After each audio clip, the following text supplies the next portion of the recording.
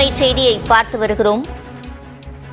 நாளை பாஜக தேர்தல் ஒருங்கிணைப்பு குழு முக்கிய ஆலோசனையை மேற்கொள்ள உள்ளது. சென்னை கமலாலயத்தில் பாஜக தேர்தல் ஒருங்கிணைப்பு குழு முக்கிய ஆலோசனையை மேற்கொள்ள உள்ளது. இதில் மத்திய இணையமைச்சர் எல் முருகன், எம்எல்ஏக்கள் வானதி சீனிவாசன், நயினார் நாகேந்திரன் உள்ளிட்டோர் பங்கேற்க உள்ளனர்.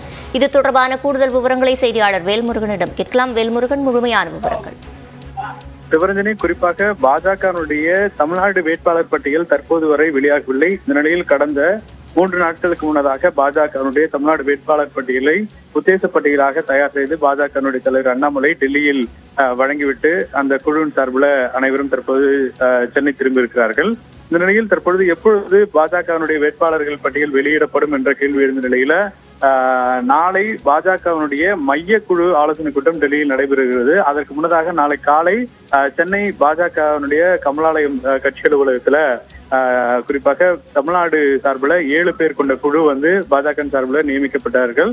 அதில் மத்திய இணையமைச்சர் எல் முருகன், வானதி சீனிவாசன், நயினார் நாகேந்திரன், பொன்னார் உள்ளிட்ட 7க்கும் மேற்பட்டோர் இடம்பெற்றிருக்கிறார்கள். எனவே இந்த குழுவினுடைய ஆலோசனை கூட்டம் நாளை காலை 10 மணிக்கு பாஜக அலுவலகத்தில் நடைபெற இருக்கிறது. இந்த ஆலோசனை கூட்டத்துல இறுதிக்கட்ட அந்த வேட்பாளர் பட்டியல் குறித்தும், குறிப்பாக இந்த முதற்கட்டமாக தமிழ்நாடு வேட்பாளர் பட்டியல் வெளியிடும் பொழுது அதில் இடம்பெறக்கூடிய அந்த பெயர்கள் குறித்தும் நாளை ஆலோசிக்கப்பட வாய்ப்பு இருப்பதாக கூறப்படுகிறது. பாஜக தலைவர் அண்ணாமலை சென்னையில் இருக்கும் பட்சத்தில் அவரும் பங்கேற்பார் என்று முதற்கட்டமாக தகவல் கிடைத்திருக்கிறது. சிவரஞ்சனி, விவரங்களை வழங்கியமைக்கு நன்றி வேல்முருகன்.